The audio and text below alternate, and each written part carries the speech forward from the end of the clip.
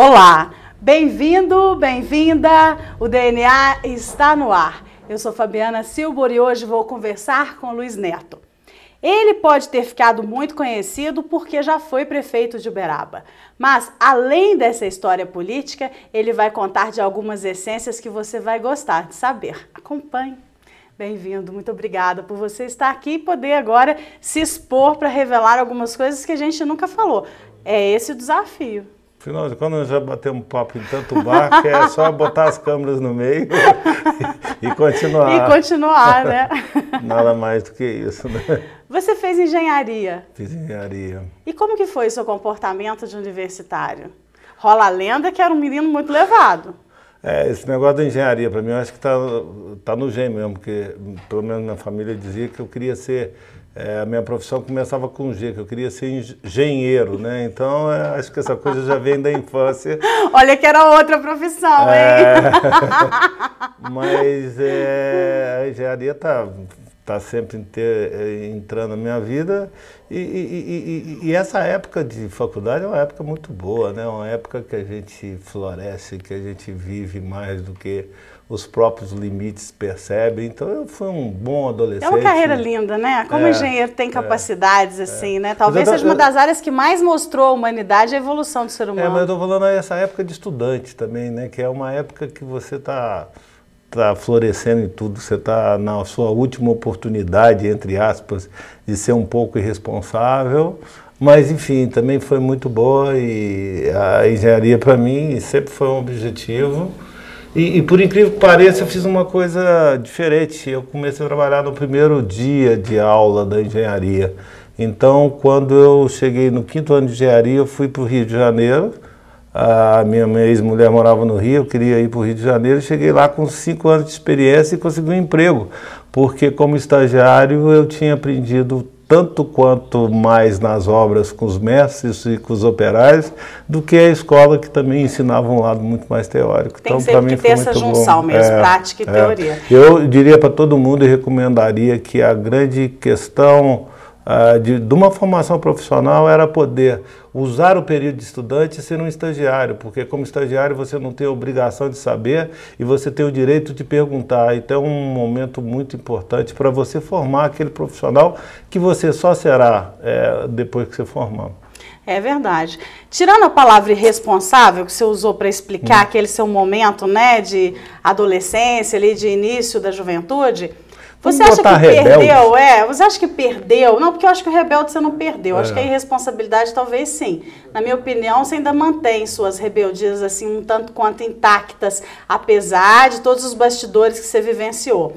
Mas você ainda mantém essa leveza, assim, essa coragem de se entregar para a vida? Ou a política te tirou isso? Nossa, eu costumo até hoje entrar de finca em tudo que eu faço e aproveitar essa parte da vida da forma mais plena possível.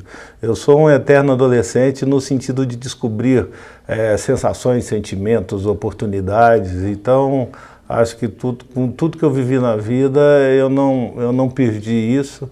E talvez até por ter começado, eu me casei muito cedo, com 22 anos, mas hoje eu tenho uma chance muito grande de poder ser amigo dos meus filhos, amigo quase que de turma, porque os amigos deles acabam sendo indiretamente também meus amigos. Então, na verdade, você continua o mesmo meninão. Meninão, mas o ato de você ter sido um pai novo, você se permite, às vezes, com 50 anos ou 50 e poucos anos, como eu tenho 55, poder ser amigo dos seus filhos de 29, poder ser amigo dos seus filhos de 20. Que é muito importante também para poder acompanhar de perto, né? E hoje eu já sou avô, então eu estou curtindo mais uma parabéns, geração, né?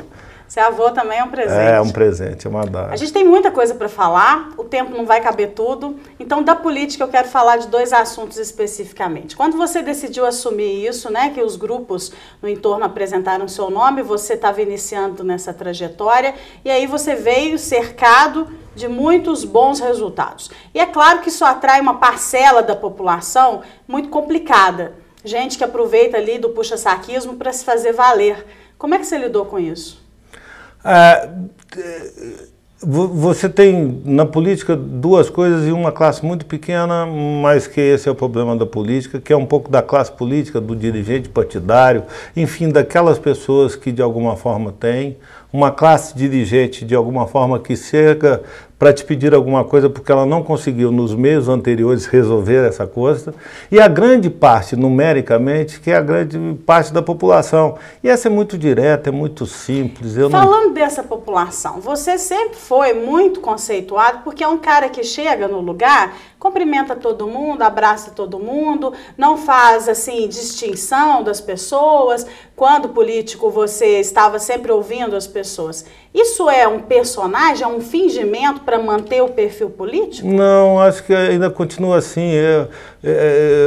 Se eu for voltar na minha vida, eu fui jogar bola desde cedo nos campos de várzea da Badia. Então a minha convivência sempre foi com os mundos, apesar de ser de classe média, meu pai já era jornalista e me dava muito mais do que ele podia me dar, mas eu tinha sempre esse convívio muito grande com os músicos ou com os jogadores de futebol. Então, para mim, estar no meio do povo é muito mais do que uma satisfação.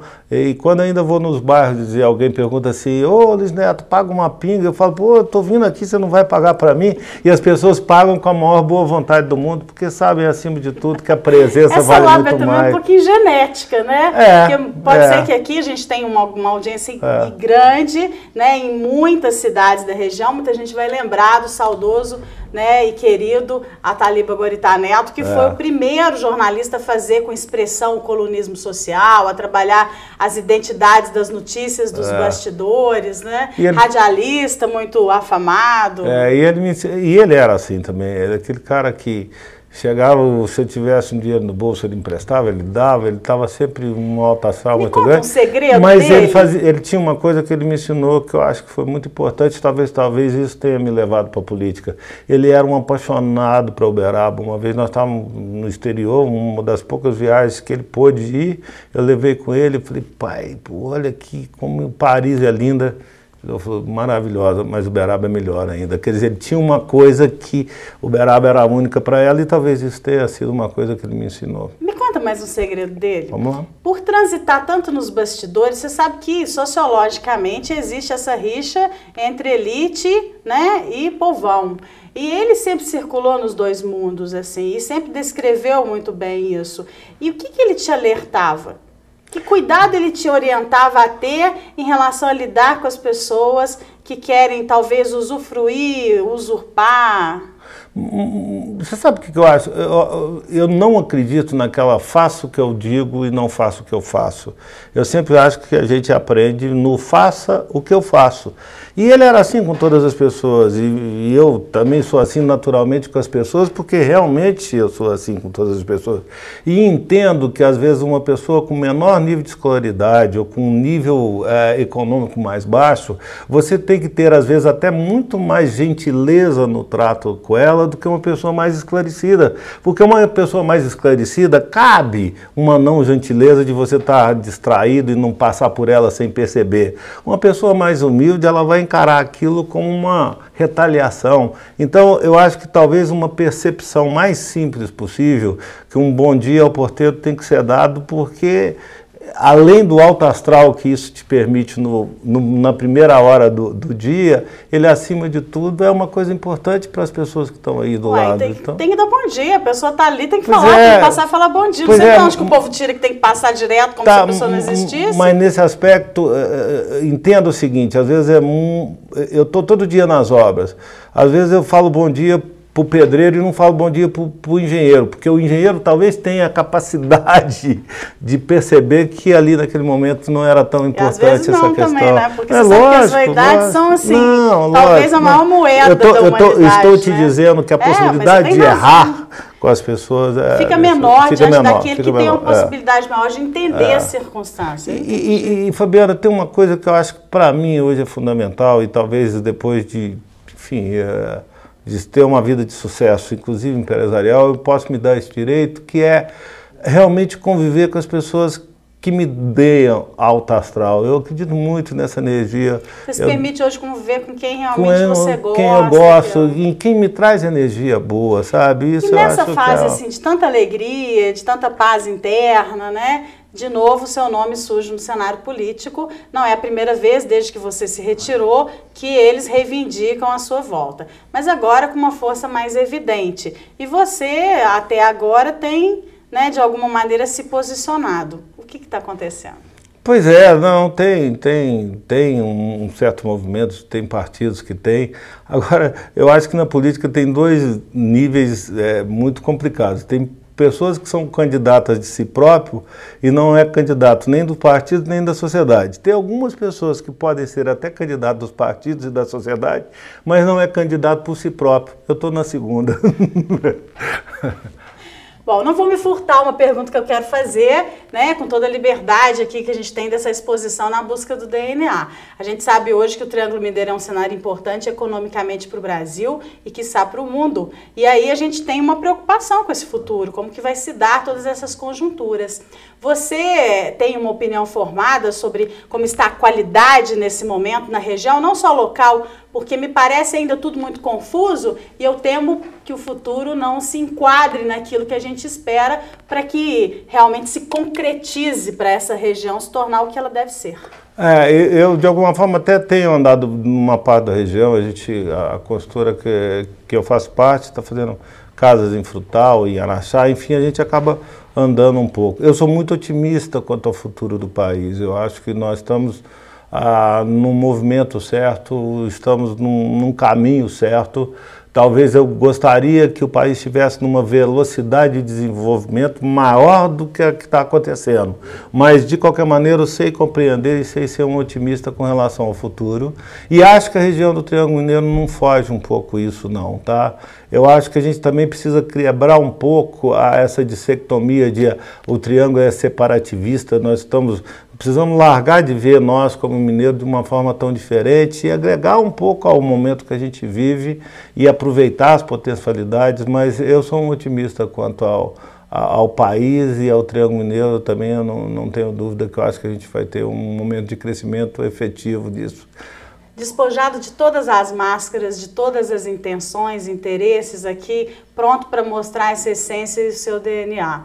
O que você fecha esse programa, com o que você encerra dizendo para as pessoas que estão aí na luta, na batalha, na vida, gente digna, honesta, que quer um espaço, que quer oportunidade de trabalho, que quer vencer, porque você é um exemplo de superação, né? Começou estudando lá no seu 5º dia de aula, se transformou num empresário hoje que investe aí uma cifra de 30 bilhões na cidade, na construção de mais uma obra em toda a região.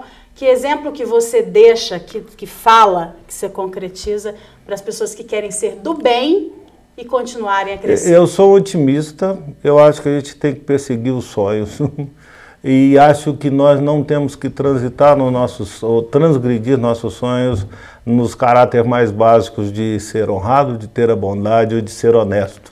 Eu acredito que sempre o bem vence o mal, eu sou um otimista nesse sentido e eu diria para as pessoas o seguinte: persiga seus sonhos e lute com eles, porque também um sonho não vai acontecer apenas numa noite de sonho. Ela vai acontecer se você labutar o dia inteiro para que ele se realize. E a partir daí, usufrua e curta ele como se fosse uma noite bem dormida.